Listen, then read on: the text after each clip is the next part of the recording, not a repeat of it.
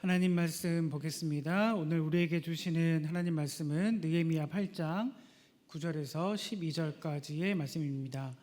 주신 말씀 제가 읽도록 하겠습니다. 백성이 율법의 말씀을 듣고 다 우는지라. 총독 느헤미야와 제사장 겸 학사 에스라와 백성을 가르치는 레위 사람들이 모든 백성에게 이르기를 오늘은 너희 하나님 여호와의 성일이니 슬퍼하지 말며 울지 말라 하고, 느헤미야가 또 그들에게 이르기를 너희는 가서 살찐 것을 먹고 단 것을 마시되 준비하지 못한 자에게는 나누어 주라.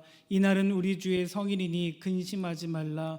여호와로 인하여 기뻐하는 것이 너희의 힘이니라 하고, 레위 사람들도 모든 백성을 정숙하게 하여 이르기를 오늘은 성일이니 마땅히 조용하고 근심하지 말라 하니, 모든 백성이 곧 가서 먹고 마시며 나누어 주고 크게 즐거워하니 이는 그들이 그 읽어 들려준 말을 밝히 알미라.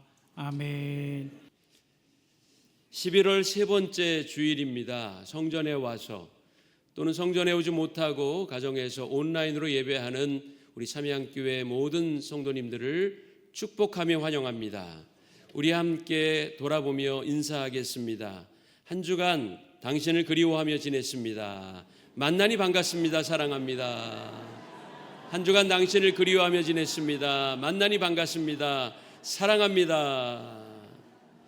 여러분들의 얼굴에 그리움이 잔뜩 묻어납니다. 그리고 만난 기쁨이 만면의 웃음으로 퍼지는 모습을 보니 참 보기가 좋습니다.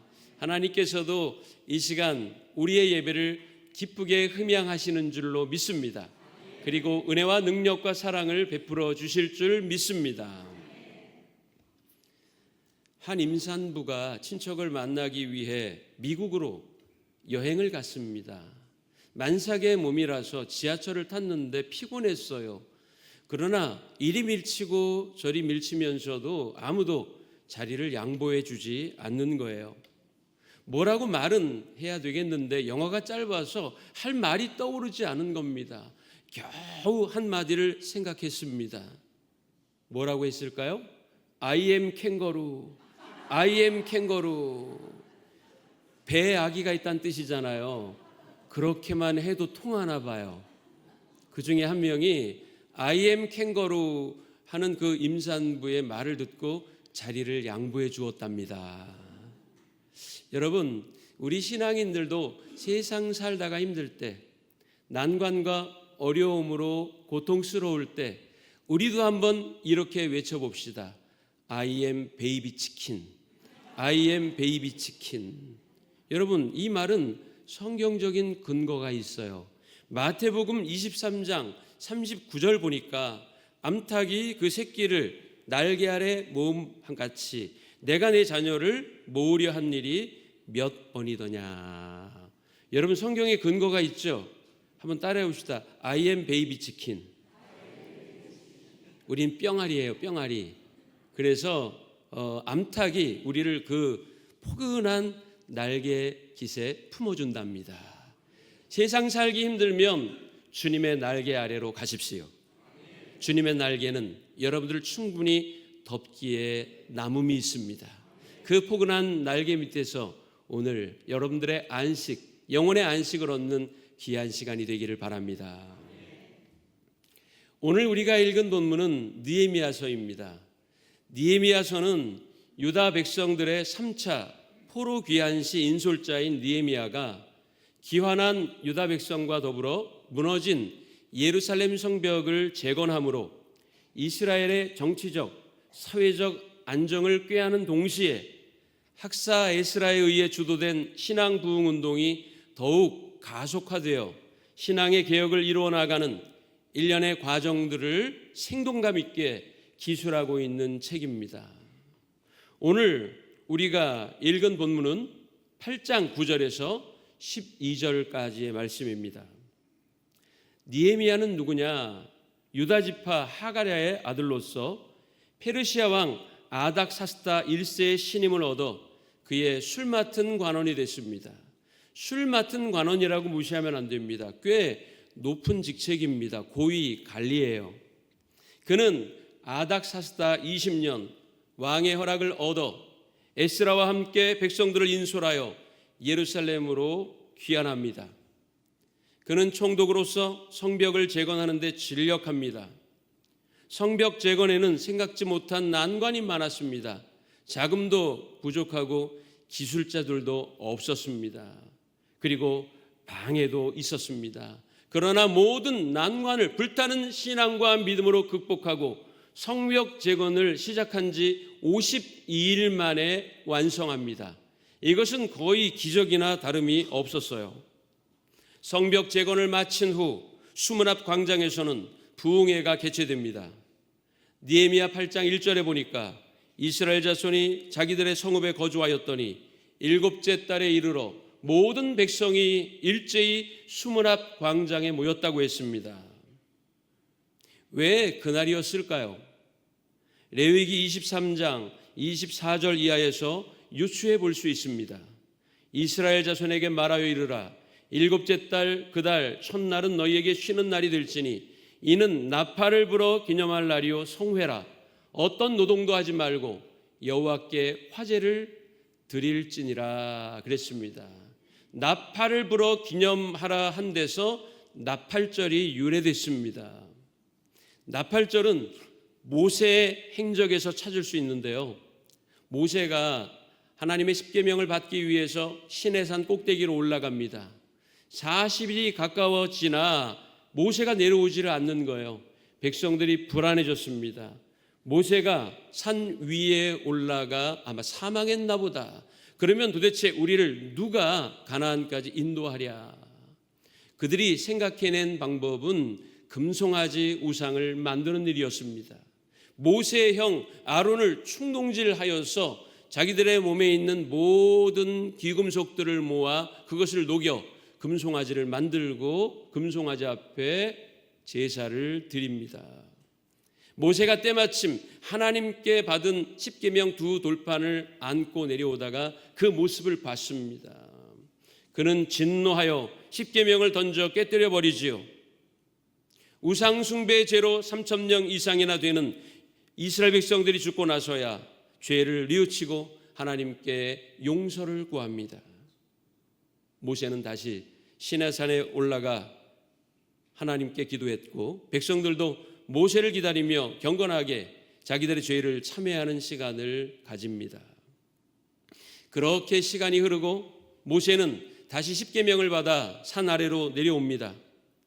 하나님께서 이스라엘의 죄를 용서하시고 십계명을 비석에 새겨 백성들에게 주신 이 날이 이스라엘의 대속죄일이 되었고 이 날로부터 열흘 전인 일곱째 달 1일부터 나팔을 불어 백성들에게 회개를 촉구했던 것이 바로 나팔절의 시초입니다. 자신들이 저지른 우상숭배 죄를 회개하고 약속의 말씀을 듣기 위해 나팔을 불어 백성들을 깨우며 믿음으로 살겠다고 다짐하는 날에 백성들이 모두 수문 앞 광장에 모인 것은 의미가 아주 큽니다.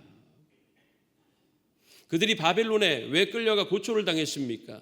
하나님을 떠나 우상 숭배했기 때문입니다. 하나님의 율법의 말씀을 저버렸기 때문이에요.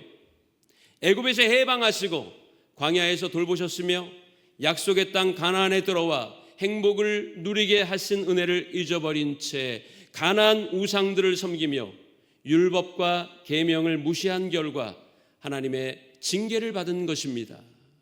그러나 하나님은 당신의 백성들을 영 저버리지 않으셨습니다. 고레스 왕을 통하여서 유다 백성을 해방하셨습니다. 그리고 다시 예루살렘으로 돌아올 수 있게 됐습니다. 그들은 예루살렘에 돌아온 직후 성전 재건 사업을 시작하여 완공합니다.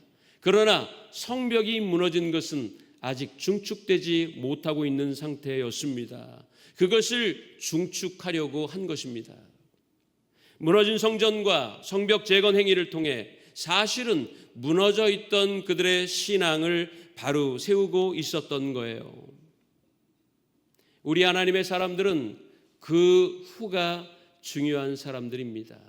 우리가 어떤 물건을 사도 사후 AS가 중요하잖아요. 그렇죠? 전자제품을 고르든 가구를 고르든 간에 AS가 확실한 회사의 제품을 사야 나중에 골치 아프지 않아요. 팔기만 팔고 사후 관리를 안 해주면은 여러분 어떻게 되겠습니까? 마찬가지입니다. 죄를 지었다고 해서 그게 중요한 게 아닙니다. 그 이후가 중요합니다. 회개하면 됩니다. 그러나 회개했다고 해서 거기서 끝나버리면 안 됩니다. 회개란 돌이켜 행실을 고치는 것이기 때문에 회개한 사람은 자신의 삶을 올바르게 세우려는 노력을 해야 하는 것입니다. 또한 사명을 받은 그 후, 제자가 된 그 후에 어떻게 할 것인가가 중요한 것입니다. 지나간 건 지나간 거예요. 지금부터가 중요합니다. 혹시 과거에 매여 사는 분 계십니까? 과거에 실패했던 기억이 발목을 잡아서 앞으로 나가지 못하도록 하는 분 계십니까? 하나님께 대한 지독한 원망으로 세월을 허비하고 계신 분들은 없습니까? 이전 것은 지나갔으니 보라 새 것이 되었더라고 고백했던 바울의 고백이 저와 여러분들에게 있기를 원합니다. 우리 다 함께 해보겠습니다. 하나님은 다 계획이 있습니다. 믿습니까? 하나님은 다 계획이 있습니다. 실패한 그 자리에 머물러 있지 마십시오. 낭망한 그 자리에 주저앉아 있지 마십시오. 하나님은 새 일을 행하시는 분입니다. 일어서십시오. 전진하십시오. 하나님이 여러분들 도우실 것입니다. 회중 앞에서 에스라는 율법책을 낭독했습니다. 백성들은 새벽부터 정오까지 거의 6시간이 넘는 시간 꼿꼿이 서서 율법에 귀를 기울입니다. 에스라는 백성이 잘 보일 수 있는 곳에 섰고 그리고 율법책을 펴니다. 율법의 책을 펼 때 백성들이 모두 일어났습니다. 하나님 말씀 앞에 겸손하게 선 거죠. 호렙산 가시떨기에 나타나신 하나님을 만났을 때 모세가 그 앞에 신을 벗고 선 것처럼 하나님의 말씀이 낭독이 될 때 백성들은 그 감격에 못 이겨 모두 그 자리에서 일어났습니다. 느헤미야 8장 5절 보니까 에스라가 모든 백성 위에 서서 그들 목전에 책을 펴니 책을 펼 때 모든 백성이 일어났다고 했습니다. 그리고 이어서 에스라가 하나님을 송축하자 백성들은 아멘 아멘 하며 화답했어요. 에스라가 율법책을 읽고 있는 동안 백성들은 서서 들었으며 레위인들은 그 뜻을 백성들에게 설명했습니다. 율법의 말씀이 낭독이 될 때 이곳 저곳에서 흐느끼는 소리가 들렸어요. 백성들은 하나님의 말씀을 들을 때 눈물을 흘렸습니다. 그들의 눈물은 하나님을 떠나 살던 과거의 죄를 회개하는 회개의 눈물이었으며 또한 죄를 지었음에도 불구하고 회복하시는 하나님께 대한 기쁨의 눈물이었던 겁니다. 느헤미야, 에스라, 레위 사람들은 백성들에게 이렇게 말했습니다. 8장 9절 보니까 오늘은 너희 하나님 여호와의 성일이니 슬퍼하지 말며 울지 말라고 했습니다. 또 느헤미야는 말하기를 8장 10절 보니까 너희는 가서 살진 것을 먹고 단 것을 마시되 여호와로 인하여 기뻐하는 것이 너희의 힘이라고 백성들에게 선포하며 슬퍼하지 마십시오. 눈물 흘리지 마십시오. 이 날은 기뻐하는 날입니다. 하나님으로 인하여 우리 모두 즐거워합시다. 이 날은 주의 지으신 주의 날일세. 기뻐하며 즐거워하세. 할렐루야. 여러분, 이 날은 주님의 날입니다. 기뻐하고 즐거워할 날입니다. 혹시 세상 고통으로 눈물 흘리는 분 계십니까? 이 시간에 그 눈물을 하나님이 닦아주시고 기쁜 마음으로 화하게 하실 줄 믿습니다. 혹시 이러저러한 이유로 절망하고 무너진 마음 안고 이 자리에 오신 분 계십니까? 하나님께서 그 마음을 다시 일으켜 세워주실 줄로 믿습니다. 여호와로 인하여 기뻐하는 것이 성도의 능력입니다. 백성들은 하나님의 말씀을 듣고 울며 하나님의 말씀을 깨닫고 기뻐했습니다. 수문 앞 광장 집회는 축제가 되었고 잃어버렸던 신앙 열정을 회복하는 계기가 됐으며 하나님 앞에 새로이 결단하는 부흥의 날이 된 겁니다. 은혜는 도전하는 자들의 것입니다. 아무것도 하지 않으면 아무것도 얻을 수가 없어요. 이런 말 있죠. 가만히 있으면 중간이라도 간다. 이것은 아마 경거망동하지 말라는 말씀의 의미일 겁니다. 그러나 이것을 바꾸어 말하면 가만히 있으면 중간밖에 못 간다. 그런 뜻 아니겠습니까? 여러분, 주위의 사람들은 진취적인 사람이 되어야 돼요.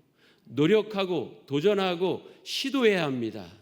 실패했다고 해서 끝난 게 아닙니다. 하나님은 새로운 역사를 여러분들을 위해서 준비해 놓고 계십니다.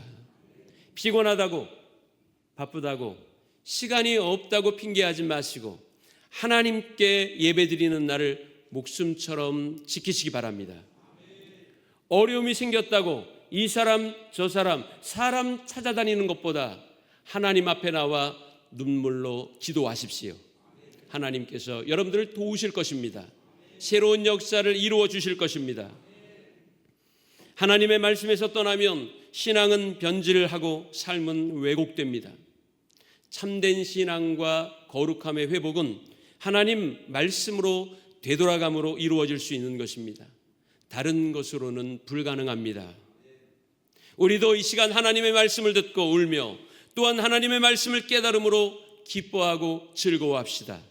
그것이 하나님을 믿는 성도의 모습이어야 합니다. 수문 앞 광장에서 누렸던 기쁨은 무엇이며 그것을 어떻게 하면 누릴 수 있는지 세 가지를 말씀을 드립니다.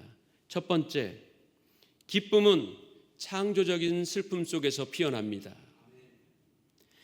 페르시아 제국의 술 맡은 관원으로 있던 느헤미야는 성공적이고 안정된 삶을 살았습니다. 고위 관리로서 소위 잘 나가는 사람이었습니다. 늘 왕의 곁에 있는 사람이었기에 권력의 핵심 부에 있는 사람이었어요. 그렇게 아무 부족함이 없던 느헤미야는 조국의 참상에 대해 듣게 됩니다. 예루살렘 성벽은 무너진 채 방치되어 있었고 성문은 다 새카맣게 불타버렸으며 이방 민족들이 침략하여 큰 고통을 당하고 있다는 비보였습니다.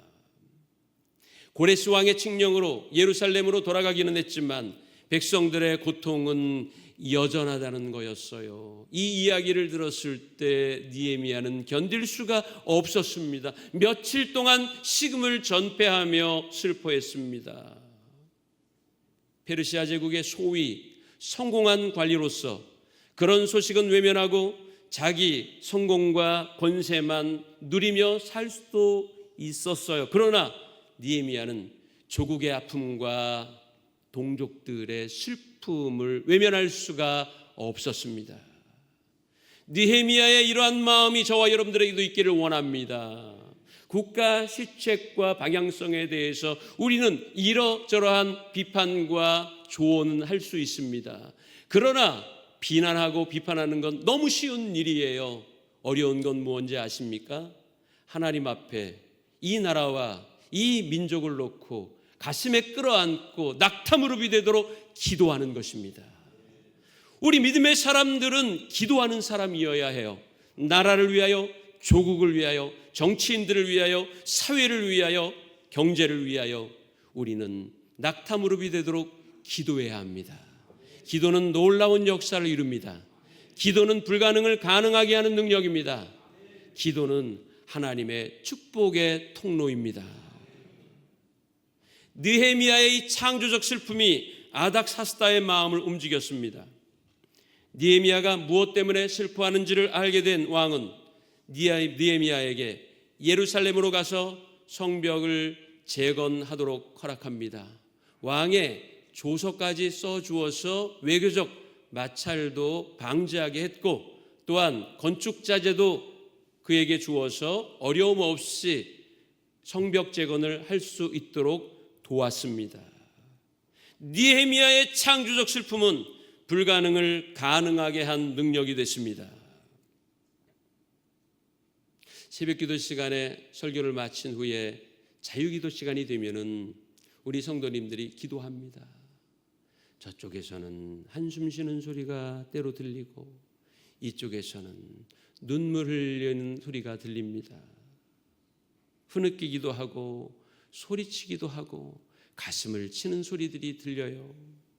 그 소리를 들으면 저는 간절히 하나님께 이렇게 기도합니다. 하나님, 저 소리 듣고 계시죠? 저 눈물, 저 한숨 하나님 아시죠? 저는 그 의미를 모르지만 하나님은 아시잖아요. 하나님 해결해 주세요. 위로해 주세요. 고쳐 주세요. 응답해 주세요. 저는 이렇게 기도할 뿐입니다. 제가 인간적으로 여러분들의 문제를 어떻게 해결해 드리겠습니까? 눈물 흘려 여러분들을 위하여 기도하는 것밖에는 없습니다. 하나님을 바라보며 간구하는 슬픔의 도가니가 기쁨을 빚어내는 기적의 요람이 되기를 주의 이름으로 축복합니다. 두 번째는 기쁨은 환경을 넘어 역사합니다. 같이 해볼까요? 기쁨은 환경을 넘어 역사합니다. 할렐루야. 느헤미야는 왕의 허락은 받았지만 사실 해결해야 할 난관이 첩첩산중이었습니다. 혹시 이를지 모르는 외교 마찰, 건축에 필요한 자재와 비용 확보의 문제, 재건을 효과적으로 수행할 수 있는 인력과 기술자들을 확보하는 문제 등 여러 가지 문제가 있었습니다. 포로로 끌려가 70년을 살던 그들이 돌아왔으면 무슨 돈이 있겠습니까? 빈털터리 신세 아니겠습니까? 성벽을 재건하고 중건하려면 예산이 필요한데 턱없이 예산이 부족했습니다. 그러나 느헤미야는 이 문제들 앞에서 두려워하지 않았습니다. 아닥사스다 왕에게 친서를 부탁하여 이 일이 왕이 허가한 공적 직무임을 증명받도록 했고 건축에 필요한 자재도 왕에게 요청합니다. 참 맹랑한 요구가 아닐 수 없었지만 느헤미야는 하나님께 기도하고 믿음으로 요구했습니다. 민족이 당하는 비참한 상황에 대해 들었을 때도 그는 주저앉아 눈물만 흘렸던 것이 아니라 하나님께 금식하며 기도했어요. 느헤미야 1장 4절 보니까 내가 이 말을 듣고 앉아서 울고 수일 동안 슬퍼하며 하나님 앞에 금식하며 기도했다고 했습니다. 여러분, 문제가 있습니까? 나의 실력과 능력으로는 어찌 해볼 수 없는 난관들이 있어요? 예수님이 말씀하셨습니다. 너희가 염려함으로 그 키를 한 자라도 더할 수 있겠느냐? 공중의 새를 보라. 농사하지 않지만 천부께서 먹이신다. 들에 핀 백합화를 보라. 길쌈하지 않지만 솔로몬이 자기의 영광으로 입은 옷이 이 꽃보다 못하였다. 할렐루야. 내일 일을 염려하지 말라고 하셨습니다. 사랑하는 성도 여러분, 우리는 너무나도 강력한 영적 무기가 있습니다. 그것은 돈도 아니요 권력도 아닙니다. 인기도 아닙니다. 바로 기도입니다. 이것이 우리 성도의 가장 강력한 영적 무기입니다. 여러분, 2026년도에는 기도하는 성도가 되십시오. 하나님 앞에 눈물로 간구하는 성도가 되십시오. 하나님은 성도들의 눈물 앞에 가장 연약해지신답니다. 우리가 눈물을 흘려 기도할 때 하나님은 우리의 눈물의 기도를 외면하지 않으십니다. 들어주십니다.